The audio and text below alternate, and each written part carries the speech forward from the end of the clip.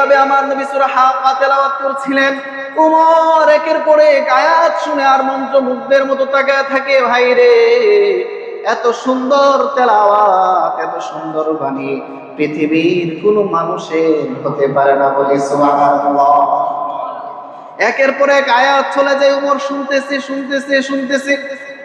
হঠাৎ করে তার মনের মধ্যে আসলো, এই কোরআন, এই যে মুহাম্মদ তেলাওয়াত করে, এটা সাধারণ কোনো কথা নয়। মক্কার মধ্যে বড় বড় কবিদের কবিতা আমি শুনেছি, সাহিত্যিকদের সাহিত্যপূর্ণ প্রবন্ধ পড়েছি। আমার মনে হয় মুহাম্মদ মক্কার মধ্যে সবচেয়ে বড় কবি, বলি নাউজুবিল্লাহ।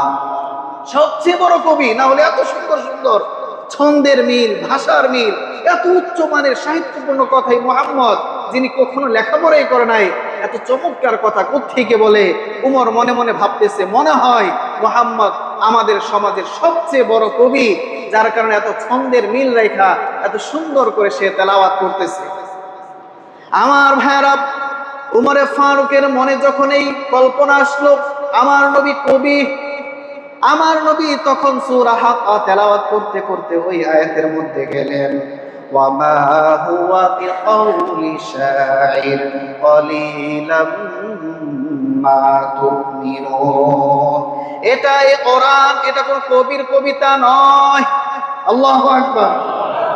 ওয়ামা হুয়া বিকাউলি শাইর, এই কোরআন এটা কোন কবির বানানো কবিতা নয়। কলিলাম মা তুমিনুন, অল্প সংখ্যক মানুষই এই কোরআনের প্রতি ঈমান আনে।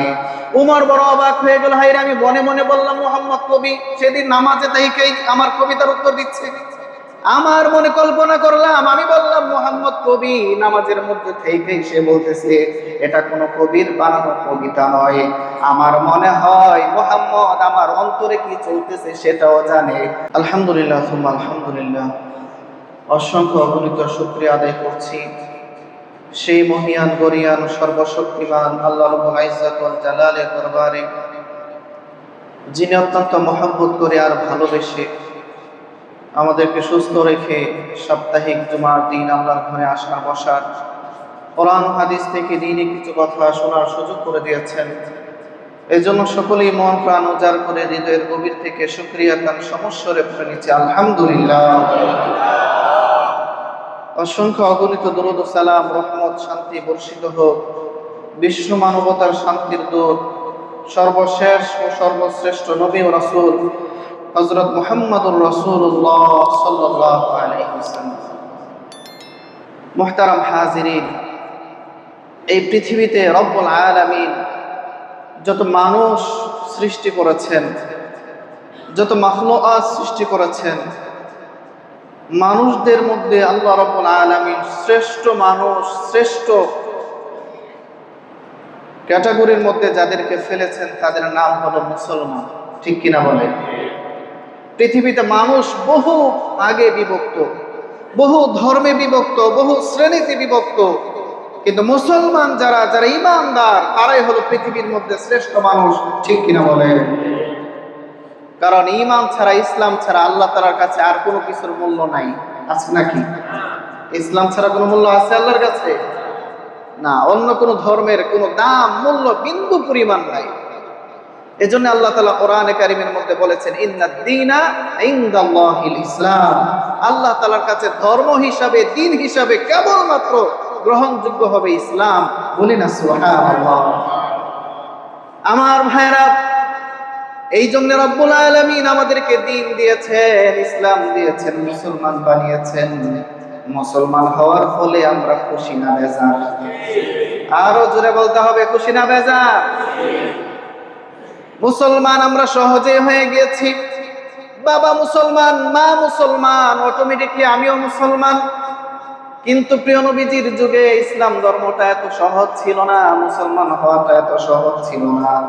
যারাই মুসলমান হয়েছে তাদের জীবনে কষ্ট এসেছে। ঠিক কিনা? বড় কষ্টের মুহূর্ত ছিল ওই সময়টা। রাসূল সাল্লাল্লাহু আলাইহি সাল্লামকে যখন আল্লাহ তাআলা বললেন, হাবিব এবার আপনি ইসলামের দাওয়াত দিতে শুরু করে দেন, রাসূল দাওয়াত দিচ্ছিলেন যারাই মুসলমান হয় তাদের উপরই বেঈমান কাফেরদের একের পর এক আঘাত, ইস্তিগলার অত্যাচারের চলতেছিল, বলে নাউজুবিল্লাহ। তাদের জন্য ইসলামটা এত সহজ ছিল না। ইসলাম গ্রহণ যারাই করেছে শুরুর দিকে সকল সাহাবীদেরকে কষ্ট স্বীকার করতে হয়েছে। জ্বলন্ত আঙ্গারের উপর শুয়ে দেওয়া হয়েছে, উত্তপ্ত মরুভূমির বালুর উপরে শুয়ে দেওয়া হয়েছে, তীর দিয়ে শহীদ করে দেওয়া হয়েছে। তারপরেও যারা একবার ইসলাম গ্রহণ করেছে জীবন চলে গেছে, তারপরেও ইসলামকে ছাড়ে নাই, ঠিক কিনা? ইসলাম যাদের ভিতরে একবার ঢুকে যাবে তারা কখনো ইসলাম ছাড়বে না। কারণ ইসলাম হলো এমন একটি জিনিস যাদের ভেতরে একবার ইসলাম ঢুকে যায়, রবের পরিবেশ, রবের মহব্বত, রবের পরিচয় ঢুকে যায়, ওই অন্তরটা কোনোদিন রবকে ছাড়তে পারে না, ঠিক কিনা? এজন্য আমরাও বিশ্বাস করি নিজের জীবন চলে যাবে তারপর ইসলাম ছাড়তে রাজি না, ঠিক কিনা বলেন? নাকি কোনো কিছু টাকার প্রলোভন দিলে, জানের হুমকি আসলে, প্রাণের হুমকি আসলে ইসলাম ছেড়ে দিবেন? আর জোরে বলেন না। ইসলাম হলো আমাদের সবচেয়ে বড় হাতিয়ার। আমার ভাইয়ের, একজন মুসলমানের অনেক বড় দাম। প্রিয় নবীজি বলেন, যতক্ষণ পর্যন্ত পৃথিবীর মধ্যে একজন মুসলমান থাকবে, একজন মুমিন থাকবে, আর ওই মুমিন বলবে লা ইলাহা ইল্লাল্লাহ, ততক্ষণ পর্যন্ত রব্বুল আলামিন এই পৃথিবীটাকে ধ্বংস করবে না। সুবহানাল্লাহ। একজন মুমিনের এই পরিমাণ দাম। কাজে আমরা মুসলমান হয়ে, ইমানদার হয়ে খুশি না বেজা? আল্লাহ তাআলা শুকরিয়া আবারও আদায় করছে, সকলেই পড়ে নিচ্ছে আলহামদুলিল্লাহ। আমার ভাইরা, আজকে আমরা আলোচনা করব একজন ইমানদারের ঈমান গ্রহণের ঘটনা, যার ইসলাম গ্রহণটা পুরা ইসলামের জন্য একটা বিপ্লব সাধন করেছিল। জানার দরকার আছে না নাই? মুসলমান তো কত মানুষই হয়, এক একটা দেশের সবাই মুসলমান, তারপরে ওই দেশের মধ্যে ইসলাম বিরোধী কর্মকাণ্ড আছে না নাই? কিন্তু একজন মুসলমান যার ইসলাম গ্রহণের দ্বারা তৎকালীন আরবের মধ্যে ইসলামের একটা গণজোয়ার শুরু হয়ে গিয়েছিল, বলি না আল্লাহু আকবার। ওই লোকটা আর কেউ না, ওই লোকটা যিনি ছিলেন তিনি হলেন ওমর ইবনুল খাত্তাব রাদিয়াল্লাহু তাআলা। সকলে আমার সাথে বলেন রাদিয়াল্লাহু তাআলা। উমর রাদিয়াল্লাহু তাআলা ইসলাম গ্রহণের মাধ্যমে আল্লাহ তাআলা ইসলামকে হঠাৎ করে বুম যেভাবে ব্লাস্ট হয়, ইসলামের বিপ্লবটাকে আল্লাহ তাআলা এইভাবে ঘটিয়েছেন, বলি না আল্লাহু আকবার। আমার ভাইয়েরা, উমর ইবনুল খাত্তাবের সংক্ষিপ্ত পরিচয় হলো, ওনার নাম ওমর, বাবার নাম হলো খাত্তাব, এই জন্য বলা হয় উমর ইবনুল খাত্তাব, খাত্তাবের পুত্র ওমর। আর ওনার কুনিয়ত হলো আবু হাফস। আবু হাফস মানে হাফসের পিতা। এই উমর রাদিয়াল্লাহু তাআলা তিনিও নবীজির বংশের ছিলেন, কুরাইশ বংশের। নবীজি ছিলেন বনু হাশিম গোত্রের, আর ওমর ছিলেন আরেক গোত্রের। অষ্টম পুরুষের মধ্যে গিয়ে, ষষ্ঠ পুরুষের মধ্যে গিয়ে নবীজির বংশ আর ওমরের বংশ এক হয়ে যায়, বলি সুবহানাল্লাহ। মক্কার কাফেররা যখন ইসলামের বিরুদ্ধে চক্রান্ত করেছে, মুসলমানদের বিরুদ্ধে চক্রান্ত করেছে, মুসলমানদেরকে নির্যাতন করেছে, ওই নির্যাতনের মধ্যে ওমরেরও হাত ছিল। উমর রাদিয়াল্লাহু তাআলা তাদের সাথে মিলেমিশে মুসলমানদের উপর আক্রমণ করেছে, কিন্তু কেমন যেন ওমরের মনটা সব সময় ছটফট করত, আমি কি মুসলমান হব নাকি হব না, এই দুইটার মাঝখানে দ্বিধান্বিত অবস্থায় থাকতেন। মুসলমানদের আচার আচরণ যতই দেখতেন বড় অবাক হয়ে যেতেন। এত অত্যাচার করা হয়, এত জুলুম করা হয়, এত অন্যায় করা হয়, এত কষ্ট দেওয়া হয়, তারপরে যে লোকটা মুসলমান হয়েছে সেই ইসলামটাকে ছাড়ে না। উমর রাদিয়াল্লাহু তাআলা অবাক হয়ে যেতেন যে ইসলামের মধ্যে আছেটা কি। একবার যেই লোক মুসলমান হয়ে যায়, মুহাম্মদের ধর্ম গ্রহণ করে ফেলে, যতই কষ্ট দেয় ওই লোকটা আর ইসলাম থেকে ফিরে আসে না। এই ধর্মের মধ্যে আছেটা কি? একবার উনি মনে চাইতেন যে ইসলাম ধর্ম গ্রহণ করে, আবার মনে চাই করি না। যখন বাবার কাছে যায়, আবু জাহেল, উতবা, সাইবার কাছে যায়, তখন তাদের কথাই বলে। আর মাঝে মধ্যে গভীর চিন্তায় তিনি মগ্ন থাকতেন আর চিন্তা করতেন এই ইসলামের মধ্যে কি মধু আছে, কি মায়া আছে। এই পেরেশানির মধ্যে ওনার দিন পার হয়ে যেত। আমার ভাইয়েরা, উমর ইবনুল খাত্তাব রাদিয়াল্লাহু তাআলা এতটা ইসলামকে ঘৃণার চোখে দেখতো না। ইসলামের প্রতি সফট মাইন্ডের ছিলেন, নরম মেজাজের ছিলেন, কিন্তু বাপ দাদাদের সাথে পরিবারের লোকজনের সাথে মিলে মুসলমানদের উপর যদিও জুলুম করেছে, মনের মধ্যে মুসলমানদের প্রতি আলাদা একটা টান ছিল, বলি সুবহানাল্লাহ। আমার বন্ধুগণ, আল্লাহ রাব্বুল আলামিন আগে থেকেই নির্ধারণ করে রেখেছিলেন, কারণ আল্লাহ রাব্বুল আলামিনের মানসা হলো মুসলমানদের বিরোধিতা যারাই করে, অন্তর থেকে যারা মুসলমান ইসলামের প্রতি আকৃষ্ট হয়, আল্লাহ রাব্বুল আলামিন ওই মানুষটাকে ইসলাম দিয়ে ধন্য করে দেন, বলি সুবহানাল্লাহ। আমার নবী মুহাম্মদুর রাসূলুল্লাহ সাল্লাল্লাহু আলাইহি ওয়াসাল্লাম একদিন বৃহস্পতিবার রাত আল্লাহ তাআলার কাছে দোয়া করলেন, রব্বুল আলামিন, মুসলমানদের সংখ্যা বড় কম, মাত্র 40 জন মুসলমান, আরেক বর্ণনা অনুযায়ী 50 জন মুসলমান। আয় আল্লাহ, আমরা দারুল আরকামে লুকায় লুকায় ইবাদত করি, প্রকাশ্যে ইবাদত করতে পারি না। মানুষজন আমার সাহাবীদের খবর জানলেই তাদের উপর আক্রমণ করে। আয় রব্বুল আলামিন, মক্কার মধ্যে সবচেয়ে পাওয়ারফুল মানুষ হলো 2 জন, একজন হলো আবু জাহেল, আরেকজন হলো উমর। রাসূল দোয়া করলেন, আল্লাহুম্মা আইজ্জাল ইসলাম বিহাব্বি হাদাইনির রাজুলাইন ইলাইক বিউমর ইবনুল খাত্তাব আও বিআবি জাহল বিন হিশাম। আয় আল্লাহ, আমার ইসলামকে আল্লাহ আবু জাহেল অথবা উমর ইবনুল খাত্তাবের ইসলাম গ্রহণের দ্বারা শক্তিশালী করে দেন। সুবহানাল্লাহ। আরো জোরে বলেন না সুবহানাল্লাহ। রাসূল দোয়া করলেন, আল্লাহ, হয়তো আবু জাহেল অথবা উমর ইবনুল খাত্তাব, এই 2 জনের মধ্যে যে কোনো একজনকে আল্লাহ মুসলমান বানায় আনেন। আমার নবী দোয়া করেছেন, আর এই দোয়া বিফলে যাবে এটা হতেই পারে না।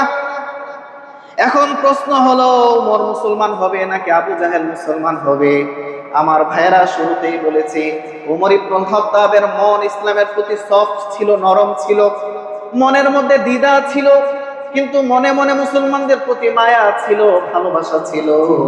কিন্তু আবু জাহেলের জন্য মুসলমানদের প্রতি বিন্দু পরিমাণ মায়া ছিল না, ঠিক কিনা? ও কখনোই মুসলমানদের ভালোবাসে নাই, ইসলামের প্রতি কখনোই সুনজরে তাকাই নাই, যার কারণে রব্বুল আলামিন ইসলাম গ্রহণের জন্য ওমরে ফারুককে নির্বাচন করেছেন, বলি সুবহানাল্লাহ। আমার ভাইয়েরা, ওমর ফারুক রাদিয়াল্লাহু তাআলা কিভাবে ইসলাম গ্রহণ করলেন? সংক্ষিপ্ত ঘটনা সিরাতের কিতাবগুলোতে, ইতিহাসের কিতাবগুলোতে বিস্তারিত ঘটনা এসেছে। ওমর ফারুক রাদিয়াল্লাহু তাআলা যখন মনের মধ্যে ইসলামের প্রতি হালকা টান অনুভব করলেন, ইসলামের প্রতি ভালোবাসা অনুভব করলেন, একদিন রাত্রে বেলায় বাসায় যাওয়ার সময় মনে হলো যে না, বাসায় না, দেখতে হবে মুহাম্মদুর রাসূলুল্লাহ কি করে রাত্রে বেলায় দেখার জন্য চলে গেলেন। গিয়ে দেখেন আমার নবী অন্ধকার ঘরের ভিতরে তাহাজ্জুদের নামাজে দাঁড়িয়ে কোরআন তেলাওয়াত করছেন, বলি আল্লাহু আকবার। কোরআন তেলাওয়াত করছেন। উমর দরজার আড়াল থেকে কানটা পেতে দিলেন, দেখি কি বলে। আমার নবী তাহাজ্জুদের নামাজের মধ্যে সূরা হাক্কা তেলাওয়াত করছিলেন, আল হাক্কা মাল হাক্কা ওয়া মা আদরাকা মাল হাক্কা। এইভাবে আমার নবী সূরা হাক্কা তেলাওয়াত করছিলেন। উমর একের পর এক আয়াত শুনে আর মন্ত্রমুগ্ধের মতো তাকায় থাকে। ভাই রে, এত সুন্দর তেলাওয়াত, এত সুন্দর বাণী পৃথিবীর কোন মানুষের হতে পারে না, বলি সুবহানাল্লাহ। একের পর এক আয়াত চলে যায়, উমর শুনতেছে শুনতেছে শুনতেছে। হঠাৎ করে তার মনের মধ্যে আসলো, এই কোরআন, এই যে মুহাম্মদ তেলাওয়াত করে, এটা সাধারণ কোনো কথা নয়। মক্কার মধ্যে বড় বড় কবিদের কবিতা আমি শুনেছি, সাহিত্যিকদের সাহিত্যপূর্ণ প্রবন্ধ পড়েছি। আমার মনে হয় মুহাম্মদ মক্কার মধ্যে সবচেয়ে বড় কবি, বলি নাউজুবিল্লাহ। সবচেয়ে বড় কবি, না হলে এত সুন্দর সুন্দর ছন্দের মিল, ভাষার মিল, এত উচ্চ মানের সাহিত্যপূর্ণ কথাই মুহাম্মদ, যিনি কখনো লেখাপড়াই করে নাই, এত চমৎকার কথা কোত্থেকে বলে? উমর মনে মনে ভাবতেছে, মনে হয় মুহাম্মদ আমাদের সমাজের সবচেয়ে বড় কবি, যার কারণে এত ছন্দের মিল রেখা এত সুন্দর করে সে তেলাওয়াত করতেছে। আমার ভাইরা, উমরে ফারুকের মনে যখন এই কল্পনা আসলো, আমার নবী কবি, আমার নবী তখন সূরা হাক্কা তেলাওয়াত করতে করতে ওই আয়াতের মধ্যে গেলেন, ওয়ামা হুয়া বিকাউলি শাইর কলিলাম মা তুমিনুন। এটাই কোরআন, এটা কোন কবির কবিতা নয়। আল্লাহু আকবার। ওয়ামা হুয়া বিকাউলি শাইর, এই কোরআন এটা কোন কবির বানানো কবিতা নয়। কলিলাম মা তুমিনুন, অল্প সংখ্যক মানুষই এই কোরআনের প্রতি ঈমান আনে। উমর বড় অবাক হয়ে গেল, হায়রে আমি মনে মনে বললাম মুহাম্মদ কবি, সেদিন নামাজে তাইকেই আমার কবিতার উত্তর দিচ্ছে। আমার মনে কল্পনা করলাম, আমি বললাম মুহাম্মদ কবি, নামাজের মধ্যে থেকেই সে বলতেছে এটা কোনো কবির বানানো কবিতা নয়। আমার মনে হয় মুহাম্মদ আমার অন্তরে কি চলতেছে সেটাও জানে। মুহাম্মদ কোনো কবি নয়, মুহাম্মদ হলো গণক। নাউজুবিল্লাহ। মুহাম্মদ হলো গণক, না হলে আমার মনের খবর জানে কেমনে? মনে হয় মানুষের মনের খবর জানার ক্ষমতা মুহাম্মদের আছে। এই কল্পনা যখন ওমরে ফারুকের মনের মধ্যে আসলো, আমার নবী পরের আয়াত তেলাওয়াত করলেন, ওয়ালা বিকাউলিকাহিন কলিলাম মা তাযাক্কারুন। এই কোরআন কোন গণকের কথা নয়, গণকের বানানো কথা নয়। অল্প সংখ্যক মানুষ এই কোরআন দ্বারা উপদেশ গ্রহণ করে, বলে আল্লাহু আকবার।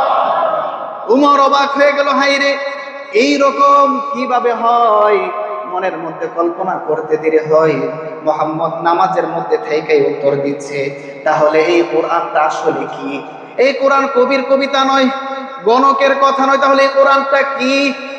পরের আয়াতে আমার নবী কোরআনের আয়াত তেলাওয়াত করলেন, তানজিলুম মির রাব্বিল আলামিন। এই কোরআন দুনিয়ার কোন মানুষের বানানো কালাম নয়, বরং গোটা জগতের রব যিনি আল্লাহ রাব্বুল আলামিনের কালাম। সুবহানাল্লাহ। উমর রাদিয়াল্লাহু আনহু সূরা শেষ পর্যন্ত শুনলেন, বাসায় চলে গেলেন। আর মনের মধ্যে ইসলামের প্রতি আরো ঝোঁক কাজ করতেছে। এত সুন্দর কথা, এটা কোনো সাহিত্যিকের সাহিত্যকতাপূর্ণ কথা নয়, এটা কোনো গণকের কথা নয়, সাধারণ কোনো মানুষের কথা নয়। এই কোরআন যতই শুনি ততই ভালো লাগে। আমার নবীজির কোরআন শোনার পরে সে চিন্তার মধ্যে পড়ে যায়। কিন্তু যখনই আবার পরিবারের কাছে যায়, আবু জাহেলের কাছে যায়, উতবার কাছে যায়, সাহেবার কাছে যায়, তারা আবার উমরকে ভুলভাল বুঝায়া আবার ইসলামের বিরুদ্ধে নিয়ে যায়, বলি নাউজুবিল্লাহ। উমরকে আবার নিয়ে গেছে। শেষ পর্যন্ত মক্কার কুরাইশ কাফেররা ঘোষণা দিল, মুহাম্মাদুর মাথা যেই ব্যক্তিটা নিয়ে আসতে পারবে তাকে এই পরিমাণ স্বর্ণ মুদ্রা দেওয়া হবে, আশরাফি দেওয়া হবে। ওমর রাদিয়াল্লাহু তাআলা বলেন, আমার চেয়ে পাওয়ারফুল বীর পেহলওয়ান এই সমাজের মধ্যে আর কেউ নাই, কাজটা আমাকেই করতে হবে। নাঙ্গা তলোয়ার হাতের মধ্যে নিয়ে, কুশ ছাড়া হাতের মধ্যে নিয়ে চলছে রাস্তা দিয়ে, যে একটা দফা রফা হয়ে যাবে, হয়তো দুনিয়াতে আমি উমর থাকবো অথবা মুহাম্মদ থাকবে, বলি নাউজুবিল্লাহ।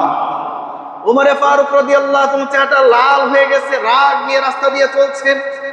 প্রতিমধ্যে সাক্ষাৎ হলো নুআইম বিন আব্দুল্লাহর সাথে। নুআইম বিন আব্দুল্লাহর সাথে সাক্ষাৎ হওয়ার পর নুআইম বিন আব্দুল্লাহ উমরকে বললেন, উমর কোথায় যাচ্ছ, কোথায় চলেছ, কি উদ্দেশ্যে যাচ্ছ? উমর রাদিয়াল্লাহু তাআলা আনহু বললেন, আজকে চলেছি হয়তো মুহাম্মদ দুনিয়াতে থাকবে অথবা আমি উমর থাকবো, বলি নাউজুবিল্লাহ। নুআইম বড় চমৎকার মানুষ ছিলেন, বুদ্ধিমান মানুষ ছিলেন। তিনি বললেন, উমর মুহাম্মদের মাথা কাটবা পরে আগে নিজের ফ্যামিলির খোঁজ নাও, বলি না আল্লাহু আকবার। নিজের ফ্যামিলির খোঁজ নাও। তোমার বোন ফাতেমা বিনতে খাত্তাব, তোমার আপন বোন ফাতেমা, তোমার বোন জামাই সাঈদ, এই দুইজন কবেই মুসলমান হয়ে গেছে, বলি আল্লাহু আকবার। কবেই মুসলমান হয়ে গেছে, আগে নিজের ঘরের খোঁজ খবর না। উমর রাদিয়াল্লাহু তাআলা রাগ আরো বেড়ে গেল। আমি যাচ্ছি মুহাম্মদকে হত্যা করতে, অথচ আমার ঘরের ভেতরেই তো আমার বোন, আমার দুলাভাই দুইজনে মুসলমান। নাঙ্গা তলোয়ার নিয়ে এবার বোনের বাড়ির দিকে রওনা হয়ে গেল। উমর রাদিয়াল্লাহু তাআলা যাওয়ার আগে ফাতেমা বিনতে খাত্তাব আর তার জামাই সাঈদ, এই দুইজন আবার কোরআন শিখছিলেন খাব্বাবের কাছে, বলি না সুবহানাল্লাহ। খাব্বাব ইবনুল আরাত উনি কোরআন খুব সুন্দর পড়াতেন। ওনার কাছে এই দুইজন কোরআন শিখছিলেন। এই সময়ে উমর রাদিয়াল্লাহু তাআলা গিয়ে প্রবেশ করলেন। দরজার বাহির থেকে গুনগুন আওয়াজ শুনেছেন। উমর যখন দরজার মধ্যে এভাবে নক করলেন, খাব্বাব ইবনুল আরাত লুকিয়ে গেলেন। আর বোন ফাতেমা তার স্বামী সাঈদ দুইজনে বসা ছিল, তাদের হাতে কোরআনের যে পাতাটা ছিল এই পাতাটাকে লুকায়া ফেললেন। উমর ঘরের ভিতরে প্রবেশ করে বললেন, ফাতেমা কি খবর? তোমরা নাকি মুসলমান হয়ে গেছো? তোমরা নাকি আমাদের পৌত্তলিকদের ধর্ম, মূর্তি পূজার ধর্ম ছেড়ে বেদিন হয়ে গেছো?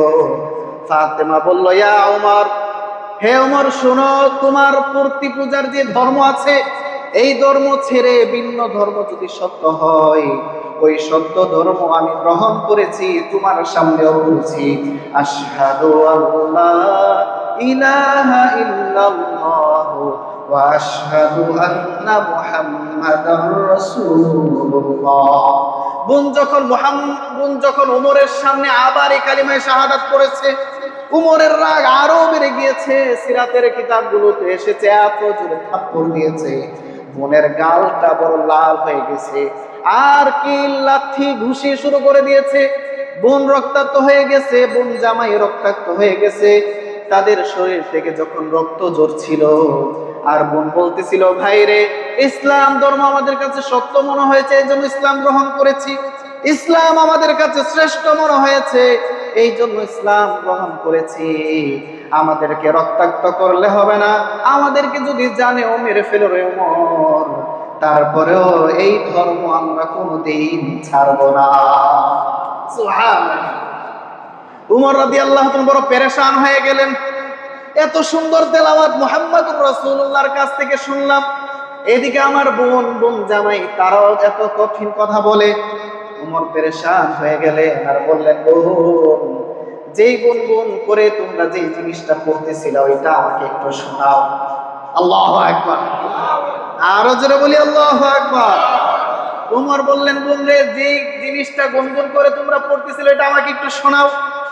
বোন ফাতেমা বললেন, উমর, এটা সাধারণ কোনো কথা নয়, সাধারণ কোনো কালাম নয়, তুমি চাইলেই এই জিনিসটা শুনতে পারবা না, বরং এই কোরআন এটা শুনতে হলে সবার আগে তোমাকে ওযু করতে হবে, সবার আগে তোমাকে গোসল করতে হবে। সুবহানাল্লাহ। উমর রাদিয়াল্লাহু তাআলা গোসল করলেন, পরিষ্কার হয়ে আসলেন। আর ওই ফাতেমা বিনতে খাত্তাবের কাছে যে পৃষ্ঠাটা ছিল, ওই পৃষ্ঠার মধ্যে সূরা তাহার কিছু অংশ ছিল। বলেন আল্লাহু আকবার। ওই বোন তখন তেলাওয়াত করা শুরু করলেন, তাহা মা আনজালনা আলাইকাল কুরআনা লিতাশকা ইল্লা তাযকিরাতান লিমান ইয়াখশা তানজিলাম মিম্মান খালাকাল আরদা ওয়াস সামাওয়াতিল উলা। উমর ফারুক আরবি ভাষাভাষী ছিল, সব জানা আছে। যখন বোনের কাছ থেকে আয়াতগুলো শুনতেছিল আর অবাক হয়ে গেছে, চোখের পানিটা ঝরঝর করে ছেড়ে দিচ্ছে, কান্নাকাটি শুরু করে দিল। বোন রে, আমি উমর চিনতে পারি নাই, জানতে পারি নাই, আজকে আমার অন্তর খুলে গেছে।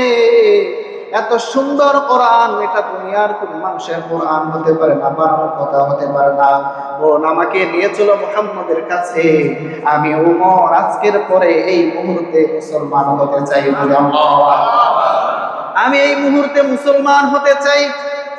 ওই যে খাব্বাব ইবনুল আরাত যিনি লুকায়া ছিলেন উস্তাদ, তিনি পর্দার আড়াল থেকে বেরিয়ে আসলেন আর মারহাবা দিতে থাকেন, উমর, কিছুদিন আগে বৃহস্পতিবার রাত্রে রব্বুল আলামিনের কাছে আমাদের নবী দোয়া করেছিলেন, আল্লাহুম্মা আ'iজ্জাল ইসলামা বিহাব্বি হাযাইনির রাজুলাইন ইলাইক বিউমর ইবনুল খাত্তাবি আও বিআবি জাহল ইবনে হিশাম। আমাদের নবী দোয়া করেছিলেন, আল্লাহ, উমর ইবনুল খাত্তাব অথবা আবু জাহল ইবনে হিশাম দুইজনের মধ্য থেকে যে কোনো একজনকে মুসলমান বানায়া দেন।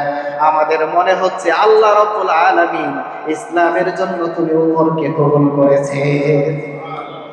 আরো জোরে বলি না সুবহানাল্লাহ। সাথে সাথে উমর রাদিয়াল্লাহু তাআলা আনহুকে খাব্বাব ইবনুল আরাত সাথে নিয়ে রাসূলের দরবারে ছুটে চললেন।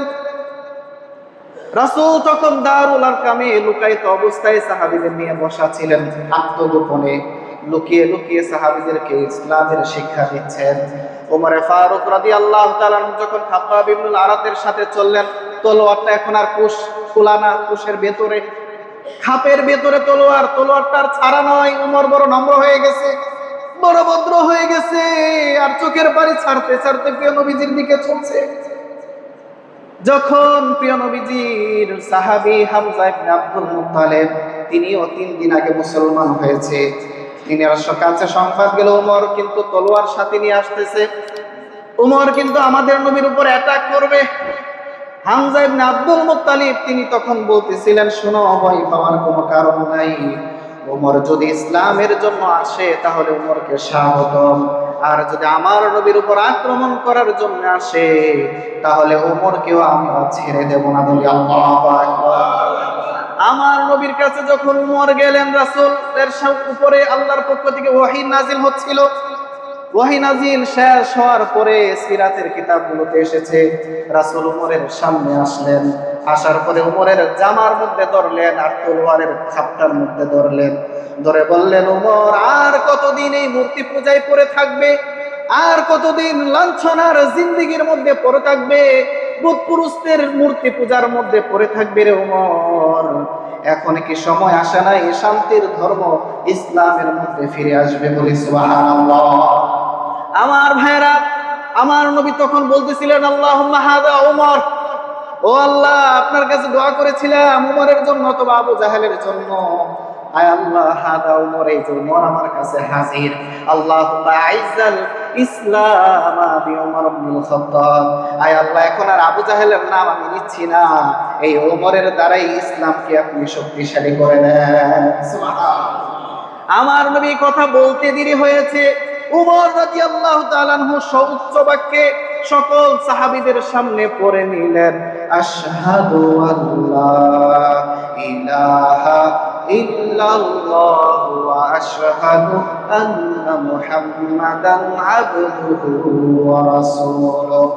আমার ভাইরা, উমর রাদিয়াল্লাহু তাআলা বাক্য বলতে দেরি হয়েছে, উপস্থিত যত সাহাবীরা ছিল সকলে এক জোরে একসাথে এক বাক্যে আল্লাহু আকবার বললেন। আমরা সবাই বলি আল্লাহু আকবার। এত জোরে আল্লাহু আকবার বললেন, দারুল আরকাম লুকায়িত এক জায়গা, সাহাবীরা এত জোরে তাকবীর দিলেন, ওই যে কাবার চত্বরে মুশরিকরা বসে ষড়যন্ত্র করছিল, ওই মুশরিকদের বুকের মধ্যে কম্পন তৈরি হয়ে গেছে। বলি আল্লাহু আকবার। তাদের ভিতরে কম্পন তৈরি হয়ে গেছে যে আল্লাহু আকবারের ধ্বনি, যেখানে আমরা লাত উজ্জাত মানাতের পূজা করি, এই রবের ধ্বনি কোথা থেকে আসছে, তাদের ভেতরে একটা প্রকম্পন সৃষ্টি হয়ে গেছে। বলি না আল্লাহু আকবার। আমার নবীজি বলেছিলেন, আল্লাহ সত্যকে উমরের জবানের মধ্যে আপনি ঢুকায়া দেন, উমর যেখানে যাবে সেখানেই সত্য প্রতিষ্ঠিত হবে। উমর রাদিয়াল্লাহু তাআলা ইসলাম গ্রহণ করার পরে বললেন, ইয়া রাসূলুল্লাহ, আপনি কি সত্য নবী না? রাসূল বললেন, হ্যাঁ উমর, আমি সত্য নবী। উমর বললেন, ইয়া রাসূলুল্লাহ, আপনার ধর্ম ইসলাম, এটা কি সত্য না? রাসূল বললেন, হ্যাঁ উমর, এটা তো সত্য ধর্ম, কোনো সন্দেহ নাই। উমর রাদিয়াল্লাহু তাআলা বললেন, ইয়া রাসূলুল্লাহ, আজকের পর থেকে আর লুকায়া ইসলাম প্রচার করার দরকার নাই, আজকের পর থেকে আমরা বাইতুল্লাহর চত্বরে গিয়ে নামাজ আদায় করব। বলি আল্লাহু আকবার। শুধু তাই নয়, উমরে ফারুক ইসলাম গ্রহণ করার পরে জানতেন মক্কার মধ্যে সবচেয়ে পাওয়ারফুল মানুষ হলো আবু জাহেল। ওই আবু জাহেলের বাসায় গেছে, সকালবেলায় গিয়ে টোকা মারতেছে। আবু জাহেল দরজা খুলে বের হয়ে দেখলো উমর বড় পেহলওয়ান। আবু জাহেল দেখে খুশি হয়ে গেল, উমর কি মনে করে এত সকালবেলায় আমি অধমের বাসায় আসলাম? উমর রাদিয়াল্লাহু তাআলা বললেন, এত কথার দরকার নাই, শোনো আবু জাহেল, তোমার সামনে আমি স্পষ্ট ভাবে বলে দিচ্ছি, মুহাম্মাদুর রাসূলুল্লাহকে আল্লাহ তাআলা যেই ধর্ম দিয়েছেন, যে ইসলাম দিয়েছেন, ওই ইসলামের কালিমা পড়ে আমি উমর মুসলমান হয়ে গেছি, আমি মুসলমান হয়ে গেছি। আবু জাহেল আর কি করবে? আবু জাহেলের ভিতরে কম্পন সৃষ্টি হয়ে গেছে, ভয়ে সে আস্তে করে দরজাটা লাগায় ঘরের ভিতরে চলে গেছে। বলি না আল্লাহু আকবার। এইভাবে উমর রাদিয়াল্লাহু তাআলা আনহু রাসূল সাল্লাল্লাহু আলাইহি সাল্লামকে নিয়ে বাইতুল্লাহর চত্বরে যাবেন। 2টা লাইন হয়েছে, এক লাইনের নেতৃত্বে উমরে ফারুক রাদিয়াল্লাহু তাআলা আনহু, আরেক লাইনের নেতৃত্বে হামজা বিন আব্দুল মুত্তালিব নেতৃত্বে, আর সামনে আমার নবীকে রাইখা বললেন, ইয়া রাসূলুল্লাহ, সামনের দিকে চলতে থাকেন, আজকে যেই আপনার উপরে আক্রমণ করতে আসবে, সাহাবীদের উপর আক্রমণ করতে আসবে, আমি উমর তার কল্লাটাই কেটে দেব বলি আল্লাহু আকবার। উমর রাদিয়াল্লাহু তাআলা বাইতুল্লাহর চত্বরে গিয়েছেন, সাহাবায়ে কেরাম নামাজ আদায় করেছেন, ইসলামের প্রচার প্রসার সুউচ্চ বাক্যে মক্কার মধ্যে শুরু হয়ে গেল, বলি না আল্লাহু আকবার। আমার ভাইরা, আজকের এই যুগে একজন উমরের দরকার, ঠিক কিনা বলে? আজকে আমরা সকলেই মুসলমান, নামদারি মুসলমান, ঠিক কিনা বলে? সকলেই মুসলমান, আমাদের ভিতরে উমরের সেই ইমানি জোশ আর নাই, আমাদের ভিতরে ইমানের সেই পাওয়ার নাই। না হলে সেই পাওয়ার যদি থাকতো, আজকে ফিলিস্তিনে এরকম 50,000-এর অধিক মুসলমান মা বোন শিশু বাচ্চাদেরকে শহীদ হতে হতো না, ঠিক কিনা বলে? আমার ভাইরা, ইসলামের দ্বারা আল্লাহ তাআলা ইসলামটাকে উমরের দ্বারা শক্তিশালী করে দিয়েছেন। রাসূল সাল্লাল্লাহু আলাইহি ওয়াসাল্লাম উপাধি দিয়ে দিলেন, উমর, আজকের পর থেকে তুমি সাধারণ উমর নও, বরং তোমার উপাধি হলো আল ফারুক, অর্থাৎ আল ফারিকু বাইনাল হাক্কি ওয়াল বাতিল। উমর হলো সত্য মিথ্যার মাঝে পার্থক্যকারী। আজকের পর থেকে তুমি উমর হলা উমরে ফারুক, বলি না আল্লাহু আকবার। আমার ভাইরা, উমর রাদিয়াল্লাহু তাআলা ইসলাম গ্রহণের পরে ইসলামের প্রচার প্রসার ব্যাপকভাবে বেড়ে গিয়েছে। আজকে আপনাদেরকে এই ঘটনা শোনার দ্বারা এটাই উদ্দেশ্য আমার, যে আমাদের ভিতরে সেই ইমানি জোশ আনতে হবে। ইসলামের জন্য, মুসলমানের জন্য, হকের জন্য আমাদেরকে লড়াই করতে হবে, ঠিক কিনা বলে? কিন্তু দেখা যায় এর বিপরীত, আমাদের মধ্যে ইসলাম প্রচার করব, ইসলামের জন্য কাজ করব দূরের কথা, নিজের ভেতরে ইসলাম নেই, ঠিক কিনা বলে? আমাদের ভেতরে ইসলাম আছে, নামে মুসলমান, নামে মুসলমান, আমাদের ভিতরে ইসলামের জোশ কিছুই নাই। সাহাবায়ে কেরামের যে পরিমাণ ঈমান ছিল, পাওয়ার ছিল, ইসলামের জন্য নিজের জীবন উৎসর্গ করার যে স্পৃহা ছিল, আমাদের মধ্যে কিছুই নাই। আমাদের ভিতরে এখন শয়তানের বসবাস, ঠিক কিনা বলেন? শয়তানের বসবাস বুঝেন? আমাদের ঘরে এখন কোরআনই নাই, যে কোরআন তেলাওয়াত শুনে উমর উমর হয়েছে, ওই কোরআনের তেলাওয়াত আমার ঘরে নাই। যে নবীজির আদর্শে আদর্শিত হয়ে উমর যুগের শ্রেষ্ঠ মানুষ হয়েছে, সেই নবীজির আদর্শ আমার ঘরে নাই। নবীজির জন্য সাহাবায়ে কেরাম নিজেদের জীবন উৎসর্গ করেছেন। সাহাবায়ে কেরাম নিজের জীবন দিয়ে ইসলাম প্রচার করেছেন। আর এত সহজে আমরা ইসলাম পাওয়ার পরে, আমরা এত সহজে মুসলমান হয়ে যাওয়ার কারণে ইসলামের জন্য নিজের সময় দেওয়ার, ইসলামের জন্য নিজের জীবন দেওয়ার ওই স্পৃহাটাই আমাদের মধ্যে নাই। আছে নাকি? আরো জোরে বলেন, আছে কি? নাই। এখন আমরা যারা মুসলমান আছি পুরো দুনিয়াতে, আমরা হলাম জীবিত থাইকাও মুর্দা মুসলমান। কে মুসলমান? মুর্দা মুসলমান। আমাদের ভিতরে ওই ইমানি জোশ নাই। কারণ আমি যখন দেখি যে কোথাও মুসলমানের উপর অন্যায় হচ্ছে, মুসলমানের বিরুদ্ধে অন্যায় হচ্ছে, আমরা তখন চুপ করে গুটায়া থাকি যে আমার উপর তো হচ্ছে না। না হলে যেই বাইতুল আকসা, যে ফিলিস্তিন আমাদের ছিল, মুসলমানদের প্রথম কিবলা ছিল, আজকে ইহুদিরা প্রকাশ্য বলতেছে যে এই বাইতুল মুআদ্দাস ফিলিস্তিনিদের নয়, এই বাইতুল মুআদ্দাস এখন ইহুদিদের। নাউজুবিল্লাহি মিন যালিক। আল্লাহ তাআলা সেই ফিলিস্তিনকে আবার আমাদের হাতে ফিরাইয়া দেন। সকলে বলে আমিন। আরো জোরে বলে আমিন। রাসূলুল্লাহ সাল্লাল্লাহু আলাইহি সাল্লামের পাশে যেভাবে সাহাবায়ে কেরাম দাঁড়িয়ে ছিলেন, আপনারাও হকপন্থী উলামায়ে কেরামের সাথে থাকবেন। আপনারা সাহস দিবেন যে হুজুর হক কথা যেটা আছে সেটা বলে যাবেন, আপনার সাথে আমরা আছি। আপনারা আছেন তো ইনশাআল্লাহ? নাকি বলবেন হুজুর হক কথা বললে আপনার সাথে নাই? আছেন তো? এত জোরে কেন, এত আস্তে কেন? আছেন তো আপনারা? নাকি একা ছেড়ে দিবেন? না, হক কথা বললে কিছুটা তিতা লাগবে। সত্য কথা সবাই মেনে নিতে পারে না। সুদের বিরুদ্ধে, ঘুষের বিরুদ্ধে যারা দাঁড়িয়ে রাখে না, যারা অন্যায় আচরণ করে, কোরআন সুন্নাহর বিরোধী কাজ করে, তাদের বিরুদ্ধে যদি কথা বলতে গিয়ে তাদের গায়ে লাগে, এতে আমরা যারা খতিব আছে, শুধু আমি নয়, পুরো পৃথিবীর যত খতিব আছে, তাদের কোনো ধরনের ছাড় দেওয়ার অবকাশ আছে কি? আরো জোরে বলেন। কোরআন বলে আমাকে এটা করতে, আমি এর বাইরে যেতে পারবো? আপনি যদি আমাকে অফার করেন হুজুর 1 লাখ টাকা দেব, এই মাসালাটা এইভাবে না দিয়ে ওইভাবে দেয়া দেন, আমার পক্ষে যে না হয়, আমি কি দিতে পারবো? এটা যদি আমি দেই, আমার পক্ষে কি জায়েজ হবে? কোরআনের কথা বলেই যাব, এখন আপনাদের কাছে ভালো লাগুক বা না লাগুক, কিন্তু আপনাদেরকে এই গ্যারান্টি দিতে হবে, উমর যেভাবে রাসূলের পাশে দাঁড়িয়ে বলেছিল হক কথা আপনি বলেই যাবেন, সত্য ইসলাম, আমরাও কোরআন পড়েছি, কোরআন জেনেছি, সত্য সত্য কথা বলেই যাব। এই সত্য বলতে গিয়ে আমাদের উপর যত ধরনের মিথ্যা অপবাদ আসুক না কেন, আমরা কোনোদিন পিছপা হব না, ঠিক কিনা বলে? আমার ভাইরা, একটা কথা মনে রাখবেন, ফিলিস্তিন সহ পুরা মুসলিম কান্ট্রিগুলোতে বেঈমান কাফেরদের টার্গেট হলো সবার আগে ইমাম সাহেবরা, তারপরে হলো মসজিদ, তারপরে মাদ্রাসা। আপনি যদি ফিলিস্তিনে যান একটা মসজিদও খুঁজে পাবেন না, আপনি যদি ফিলিস্তিনে যান একজন ইমামও খুঁজে পাবেন না, কারণ সবার আগে ওই ইমামদেরকে মেরে ফেলা হয়েছে, সবার আগে মুয়াজ্জিনদের শেষ করে দেওয়া হয়েছে, সবার আগে মসজিদ ভেঙে ফেলা হয়েছে, সবার আগে মাদ্রাসা শেষ করে দেওয়া হয়েছে। কারণ ইমাম না থাকলে, মুয়াজ্জিন না থাকলে, মসজিদ না থাকলে, মাদ্রাসা না থাকলে মুসলমান মারা যাবে, জানাজা দেওয়ার মতো লোক খুঁজে পাওয়া যাবে না, ঠিক কিনা বলে? এজন্য আমার ভাইরা, হক কথা আমরা বলেই যাবো, এটা আল্লাহর দেওয়া দায়িত্ব।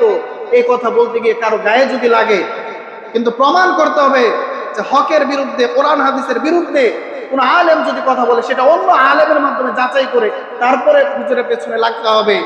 আর হুজুর হকের কথা বলেছে, হাদিসের কথা বলেছে, সহিহ হাদিসের কথা বলেছে, আর আপনার পেছনে আগুন লেগে গেছে, এই আগুন নিয়ে যদি আপনি আবার ইমামের পেছনে আসেন, ইমামের কিছু হবে না, আপনার জীবন তছনছ হয়ে যাবে, ঠিক কিনা বলে? আমার ভাইরা, এই জন্য আপনাদের কাছে উদাত্ত আহ্বান, নিজে হকের পথে চলুন, নিজে সত্যের পথে চলুন, ইমামদেরকে, আলেমদেরকে, উলামায়ে কেরামদেরকে, ওয়াইজদেরকে, বক্তাদেরকে হক কথা বলতে দেন। কারণ হুজুরদের কণ্ঠ যদি রোধ হয়ে যায়, সমাজের মধ্যে আপনাদের ইমাম হবে মূর্খ জাহেলরা, যারা বড় আলেম হবে না, ওই জাহেলগুলো, রাসূল বলেছেন কিয়ামতের আগে মূর্খ মানুষগুলো ইমাম হবে চাটুকারিতার কারণে, তারা চাটতে পারবে, চাইটা চাইটা ইমাম খতিব হয়ে যাবে। আর ওই মূর্খ মানুষগুলো মিম্বারে বসে এরকম মিথ্যা বানোয়াট ফতোয়া দিবে, যে ফতোয়া দ্বারা মুসল্লিরাও খুশি, সমাজের মানুষও খুশি, ঠিক কিনা বলে? এজন্য আমার ভাইরা, হক কথা যেখানেই আছে হকটাকে গ্রহণ করবেন, মিথ্যার সাথে কখনো আমরা যাব না। রাজি আছি তো ইনশাআল্লাহ? এই জমানাটা হচ্ছে ফিতনার জমানা। রাসূল বলেছেন মান সামাতা নাজা, যে চুপ থাকবে সে বাইচা গেল। আর আপনি যদি কথা বলেই যান, জমাত দিয়েছে আর বাচাল মানুষের মতো এখানে সেখানে যখন তখন যেভাবে মনে চাই কথা বলেই যাচ্ছেন, তাহলে এই জবানের জন্য হিসাব পরকালে আসবে না। আরো জোরে বলতে হবে, আছে না নাই? সাহাবায়ে কেরাম এই জিহ্বার মধ্যে ধরিয়া এভাবে টান দিতেন আর বলতেন এই জিহ্বার কারণে আমি জাহান্নামে যাব। আল্লাহ তাআলা এই জিহ্বা দিয়েছে, যা মনে চাই তাই বলবেন, এই অধিকার আল্লাহ তাআলা আপনাকে দেয় নাই। আমার ভাইরা, এই জন্য নিজের চোখ, কান, নাক এগুলোকে হেফাজত করতে হবে। কোরআনে কারিমে আল্লাহ তাআলা বলেছেন পৃথিবীর মধ্যে সর্বশ্রেষ্ঠ জাতি কারা? আর জোরে বলেন কারা? মানুষ। পৃথিবীর মধ্যে সর্বশ্রেষ্ঠ মাখলুকাত কারা? এত আস্তে বলতেছেন, কারা? মানুষ। আশরাফুল মাখলুকাত কারা? মানুষ। কিন্তু আল্লাহ তাআলা আবার এটাও বলেছেন, এই মানুষের মধ্যে যাদের কান থাকা সত্ত্বেও হক কথা শুনে না, চোখ থাকার পরেও সত্য জিনিস দেখে না, কল্প থাকার পরেও ভালো জিনিসটা বুঝে না, বরং মন্দের সাথে চলে, মন্দ জিনিস দেখে, মন্দ জিনিস ছড়ায়, আল্লাহ তাআলা বলেন উলাইকা কাল আনআম, ওরা হলো শূকর, কুকুর, জানোয়ারের চাইতে আরো নিকৃষ্ট। বলি নাউজুবিল্লাহ। এজন্য আমার ভাইরা, মুসলমান হলেই, মানুষ হলেই আমি শ্রেষ্ঠ হব না। আমার চোখ, কান, নাক এগুলো দিয়ে সত্য কথা বলতে হবে, সত্যের পক্ষে থাকতে হবে, ইসলামের উপর চলতে হবে, নামাজ হতে হবে, আমাদের সব কিছু কোরআন সুন্নাহ অনুযায়ী হতে হবে। পারবো তো ইনশাআল্লাহ? সকলে একসাথে বলেন ইনশাআল্লাহ। আমরা সবার শেষে একবার ইসলামের কালিমা সকলেই পড়ে নিচ্ছি, আমার সাথে বলেন আশহাদু আল্লাহ ইলাহা ইল্লাল্লাহু ওয়া আশহাদু আন্না মুহাম্মাদান আবদুহু ওয়া রাসূলুহু। হে আল্লাহ, আমাদের জীবনে শেষ মুহূর্ত পর্যন্ত এই ইসলামের উপর অটল অবিচল থাকার তৌফিক দান করেন। সকলে বলি আমিন। আমার ভাইরা, আমাদের জীবনে এটাই সম্ভব। আজকে আপনি মারা যান, কালকে সব শেষ। এজন্য আর কথা বাড়াবো না, সময় শেষের দিকে।